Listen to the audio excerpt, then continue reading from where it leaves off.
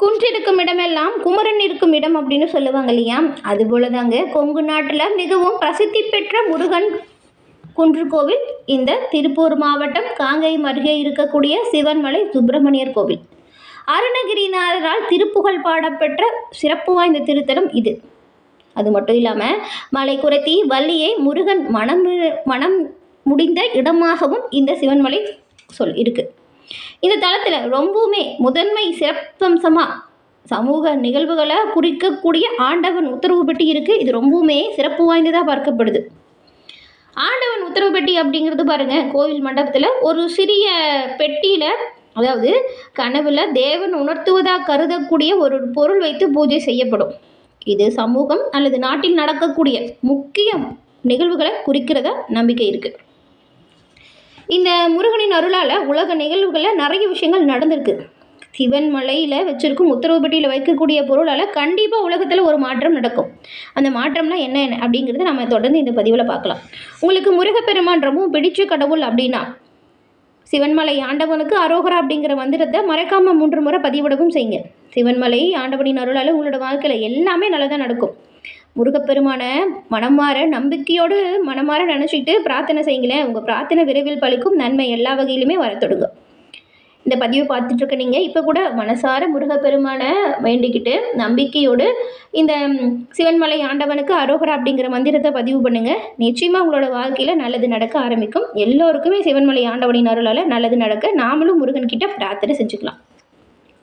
14 சித்தர்களில் ஒருவராக இருக்கக்கூடிய சிவவாக்கியர் இந்த கோவிலுக்கு வந்து தங்கி முருகப்பெருமானை வழிபட்டிருக்கிறாரு. அதனால தான் இந்த திருத்தலம் சிவன்மலை அப்படின்னு பெயர் பெற்றிருக்கு. அது மட்டும் இல்லாமல் சிவபெருமான் திரிபுரத்தை அழிக்கிறதுக்கு மேருமலையை வில்லா பயன்படுத்தினாராம். அப்படி பயன்படுத்தும் போது அதுலேருந்து சிறிய ஒரு பகுதி சிதறிருக்கு. அதுதான் இந்த மலை அப்படின்னு இந்த கோவிலோட தல வரலாறும் சொல்லுது. இந்த தலம் கொங்கு நாட்டில் 24 உறுப்பு நாடுகளில் ஒன்றாக கருதப்படுது. மேலும் பழமையான இலக்கியங்களில் இந்த சிவமலை குறவஞ்சி ரொம்பவுமே போற்றப்படுது. இந்த கோவில் எங்கே இருக்குது அப்படின்னு பார்த்தா காங்கேயம் பேருந்து நிலையத்திலிருந்து சுமார் 5 கிலோமீட்டர் தொலைவில் அமைஞ்சிருக்கு. ஒரு சிறிய குன்றின் மீது இந்த கோவில் ரொம்பவுமே அழகாக காட்சியளிக்குது. உலகிற்கு வரக்கூடிய விஷயத்தை முன்கூட்டியே சொல்லக்கூடிய ஒரு சக்தி வாய்ந்த மலைக்கோவில் இது.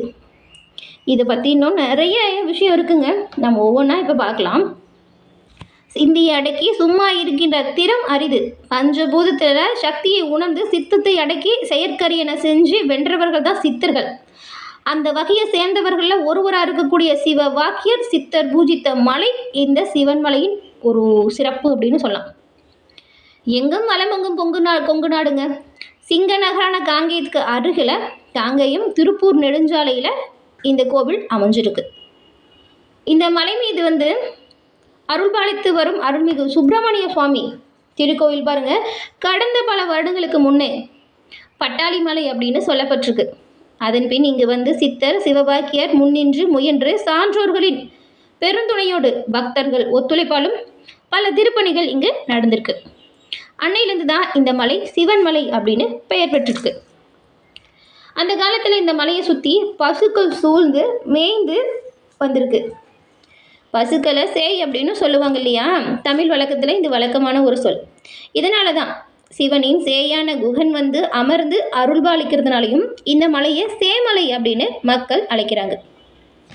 கால சுழற்சியில் தாங்க அது சிவன்மலையாக மருவிருக்கு. இப்படி ஒரு தகவலுமே இருக்குது. இந்த மலையோட சிறப்பு குறித்து அங்கே கோயிலுக்கு வரங்கிட்ட கேட்டு பாருங்களேன். அவங்களோட வாழ்க்கையில் நடந்த நிகழ்வுகள் ரொம்பவுமே அற்புதமானதாக இருக்கும்.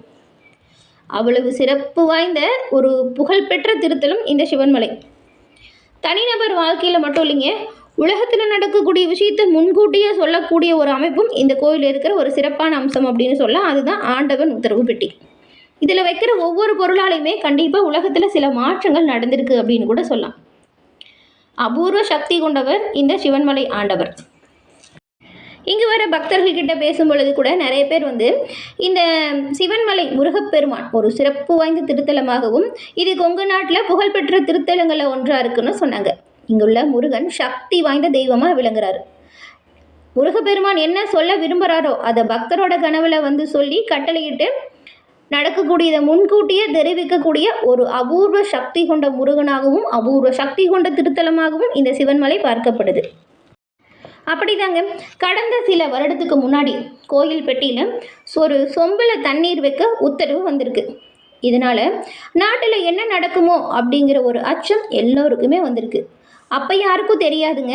ஆனால் சில நாட்கள்லேயே பாருங்களேன், தமிழக மக்களில் அவங்களோட மனங்களில் மாறாத வடுவை ஏற்படுத்தின மிகப்பெரிய பேரழிவு வந்துச்சு.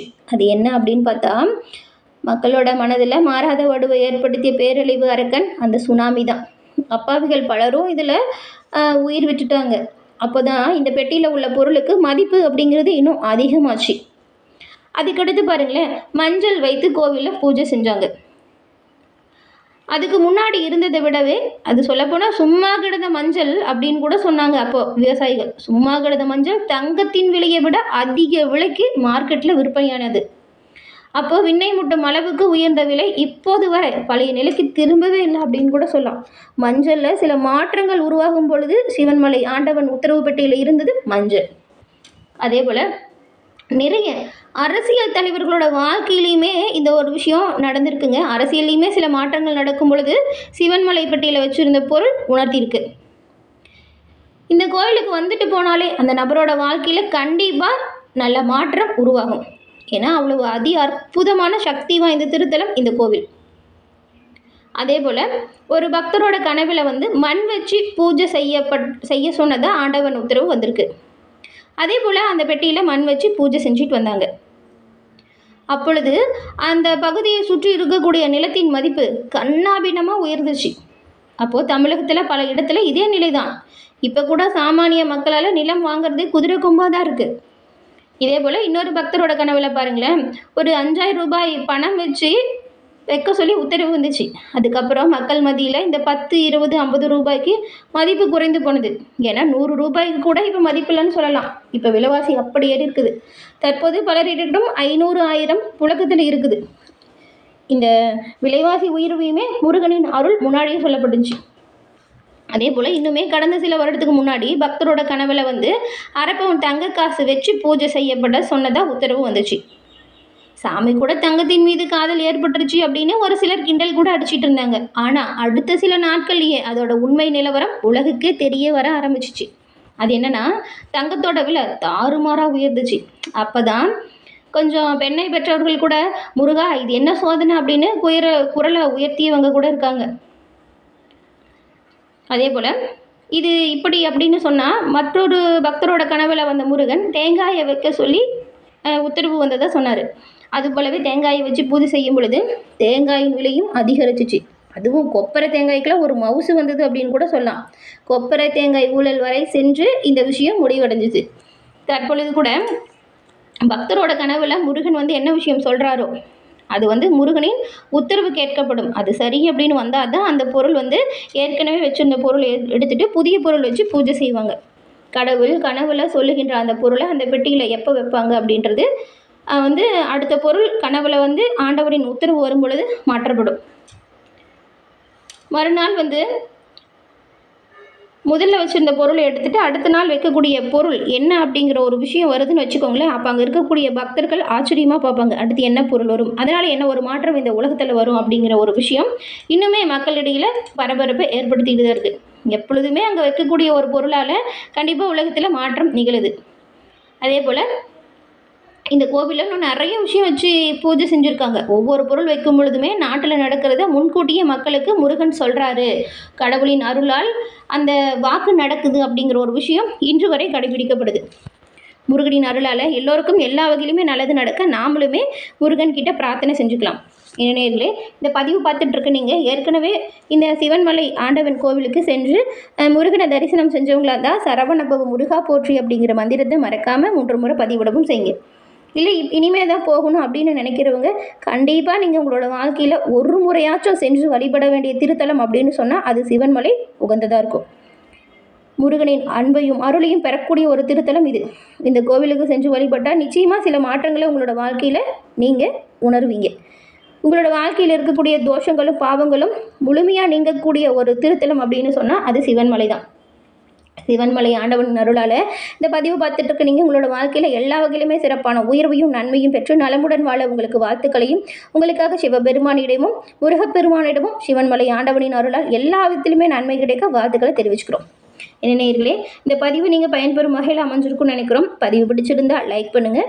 உங்கள் நண்பர்கள் குடும்ப உறுப்பினர்களுக்குமே இந்த பதிவை ஷேர் பண்ணுங்கள். அவங்களும் இந்த பதிவை பார்த்து பயன்பெறட்டும். தொடர்ந்து பார்த்தமைக்கு நன்றி நேயர்களே. மறக்காமல் சப்ஸ்கிரைப் பண்ணி கூட வர பெல் ஐக்கானை கிளிக் பண்ணி வச்சு பாருங்கள்.